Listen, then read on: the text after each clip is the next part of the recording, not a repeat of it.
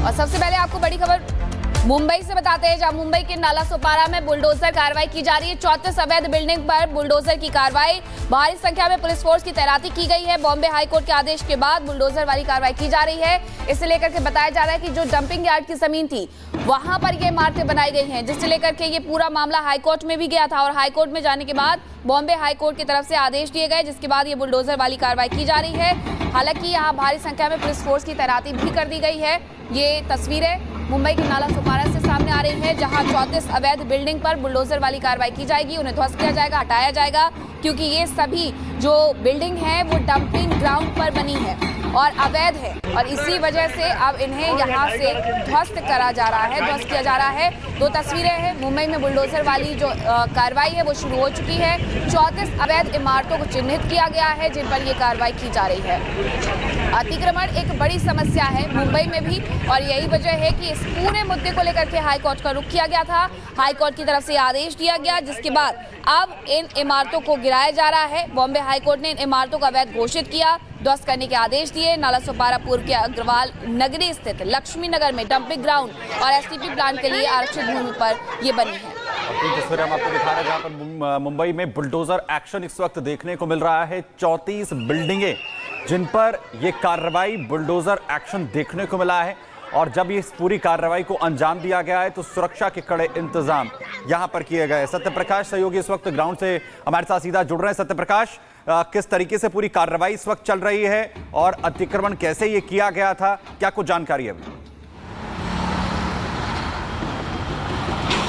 देखिए सुमित, जो मुंबई महानगर पालिका है, जो वहाँ की है पालघर की महानगर पालिका है, महानगर पालिका ने पहले ही लोगों को नोटिस दिया था कि आज के दिन आपकी बिल्डिंग गिराई जाएगी, क्योंकि जो है बिल्डिंग बनाई गई है वो अवैध है और जो ज़मीन है अनारक्षित था। और इसी ज़मीन पर 34 नहीं 41 बिल्डिंग का निर्माण किया गया था। 41 बिल्डिंग में लगभग 7 बिल्डिंगें हैं जो गिराई जा चुकी है, और जो है आज 34 बिल्डिंग गिराना है। बॉम्बे हाईकोर्ट में गुहार लगाया गया था, लेकिन बॉम्बे हाईकोर्ट ने मुंबई महानगर पालिका है, महानगर पालिका को बात ना सुनते हुए कहीं न कहीं इस बिल्डिंग को गिराने का आदेश दिया है। ये अवैध रूप से बिल्डिंग बनाया गया था और इस अवैध ज़मीन पर बनाया गया था, और इसके खिलाफ जो बिल्डर है उसके खिलाफ मामला भी दर्ज किया गया है। फिलहाल इस मामले को लेकर जांच चल रहा था, लेकिन बॉम्बे हाईकोर्ट ने अपना फैसला सुनाया था कि जो ये बिल्डिंग है अवैध है और इसको गिराया जाए। लगभग 200 से ज़्यादा परिवार है जो कि बेघर हो गए हैं, क्योंकि जिस तरह से बिल्डर ने लोगों को घर बेचा था और घर बेचने के बाद ये पहले जो बताया गया कि ज़मीन जो है सही है, आप घर ले सकते हैं, उसके बाद लोगों ने घर लिया और अब जो वहाँ पालघर की महानगर पालिका है, और यही वजह है कि अब लोग घरों को खाली करने से मना कर रहे हैं। तस्वीरें आपको दिखा रहे थे। बहुत शुक्रिया आपका तमाम जानकारी के लिए। खबरों में अब आगे बढ़ेंगे, बात करेंगे महाकुंभ की। महाकुंभ में योगी कैबिनेट ने सबसे पहले वहां पर जो स्नान किया और उसके पहले जो मीटिंग की थी, उससे लेकर के समाजवादी पार्टी की तरफ से एक के बाद एक ट्वीट भी किए जा रहे हैं, सवाल भी उठाए जा रहे हैं। क्यों, देखिएगा।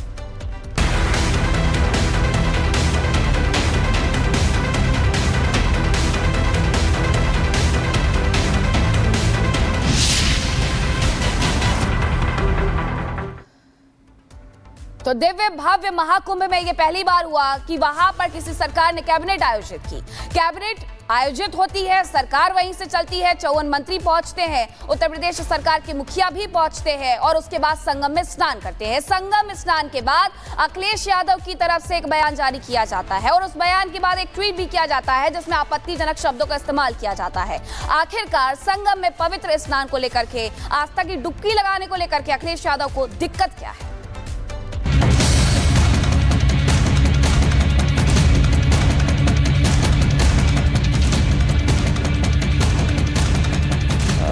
कुंभ और प्रयागराज वो स्थान नहीं है जहां पर राजनीति और राजनीतिक कार्यक्रम और फैसले लिए जाएं। दोनों डिप्टी सीएम और अपने 54 मंत्रियों को लेकर यूपी के मुख्यमंत्री योगी आदित्यनाथ ने संगम में आस्था की डुबकी लगाई। तो संगम में योगी सरकार का स्नान करना अखिलेश यादव की समाजवादी पार्टी को रास नहीं आया। अखिलेश यादव की समाजवादी पार्टी एक ट्वीट करती है जिसमें कई आपत्तिजनक बातें लिखी गई। पोस्ट में लिखा गया कि सड़क छाप तरीके से गंगा मैया की मर्यादा को तार तार कर बीजेपी नेताओं ने अपने संस्कार दिखा दिए हैं। ये सड़क छाप लड़कों से बदतर है, इन्हें न धर्म का ज्ञान है और मां ही मर्यादा का भान है, बस ये धर्म का ढोंग करते हैं। सपा मीडिया सेल पोस्ट करते ही ऐसे ऐसे शब्दों का इस्तेमाल करती है कि उन शब्दों को पढ़कर बोलने में एक बार आप भी हिचकिचाएंगे।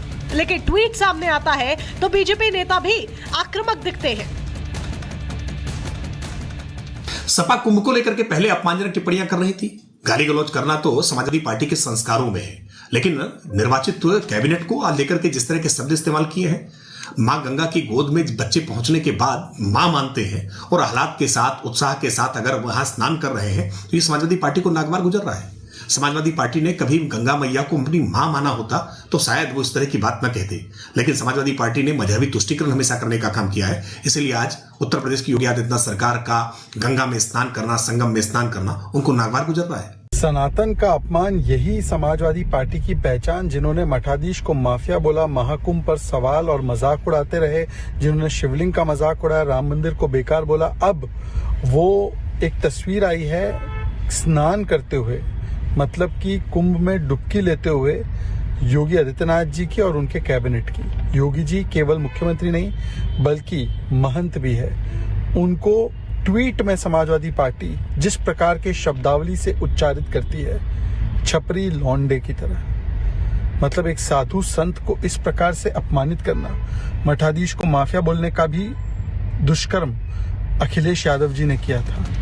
त्रिवेणी संगम में स्नान से पहले प्रयागराज महाकुंभ मेला क्षेत्र में एक बैठक होती है जिसमें 3 बड़े फैसले लिए जाते हैं। पहला, प्रयागराज, वाराणसी, चंदौली, गाजीपुर और भदोही में नया धार्मिक सर्किट बनाने का। दूसरा, 5 साल में 2 करोड़ छात्रों को मुफ्त टैबलेट और स्मार्टफोन देने का। और तीसरा फैसला, गंगा एक्सप्रेसवे को पूर्वांचल बुंदेलखंड एक्सप्रेसवे से जोड़ने का।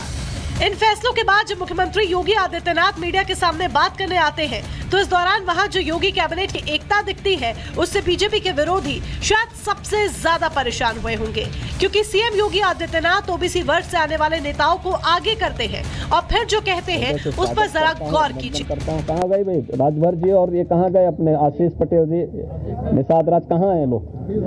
आप लोग पीछे क्या छुपे हुए? इधर आइए। कहाँ राजभर जी कहाँ गए? अनिल कहाँ है? अनिल कहाँ है? सीएम योगी ओबीसी से आने वाले नेताओं को फ्रंट फुट पर लाकर एक रहेंगे तो नेक रहेंगे का संदेश देते हैं तो अखिलेश यादव सवाल उठाते हैं। अखिलेश यादव आरोप लगाते हैं कि महाकुंभ कैबिनेट बैठक करने वाली जगह नहीं है। कुंभ और प्रयागराज वो स्थान नहीं है जहां पर राजनीति और राजनीतिक कार्यक्रम और फैसले लिए जाएं। कैबिनेट ही पॉलिटिकल है सर। कल जो ज्वाइंट पार्लियामेंट और कुंभ के स्थान पर कैबिनेट करना ये पॉलिटिकल है और पॉलिटिकल संदेश देना चाहते हैं वो लोग। जो विपक्ष है वो पूरी तरह से डिरेल्ड है, निगेटिव नैरेटिव सेट करने का असफल प्रयास कर रहा है। उनको सनातन संस्कृति का ज्ञान होने के बावजूद मैं कहना चाहता हूं अनजान बने हुए हैं, केवल वोट के खातिर वो तुष्टीकरण की राजनीति करते हैं। यदि वो सनातन संस्कृति पर प्रश्न लगाते हैं तो उनसे पूछिए क्या वो अन्य धर्मों के बारे में बोल सकते हैं। मैं बार बार कह चुका हूं कि मुस्लिम समाज के बारे में केवल तुष्टीकरण की नीति समाजवादी पार्टी कांग्रेस अपनाती है। यदि उनके अंदर वास्तव में हिम्मत है तो मुस्लिम समाज के धर्म पर उंगली उठाकर दिखाएं कि महाकुंभ सनातन धर्म का ऐसा महापर्व है जिसमें बिना जाति भेदभाव के लोग जाते हैं और आस्था की डुबकी लगाते हैं। लेकिन इतना भव्य आयोजन करने के बाद अगर सीएम योगी वहां पर 54 मंत्रियों के साथ गंगा स्नान कर रहे हैं तो समाजवादी पार्टी इसे तुष्टीकरण से जोड़ रही है। बहरहाल सीएम योगी पर अब सबकी निगाहें रहने वाली है, क्योंकि सीएम योगी आज से दिल्ली में डटे रहने वाले हैं, जहां पर वो दिल्ली विधानसभा चुनाव के लिए बीजेपी प्रत्याशियों के पक्ष में चुनाव प्रचार करते हुए दिखाई देंगे। Bureau report, Republic Bharat. तो महाकुंभ में उत्तर प्रदेश की कैबिनेट के स्नान पर समाजवादी पार्टी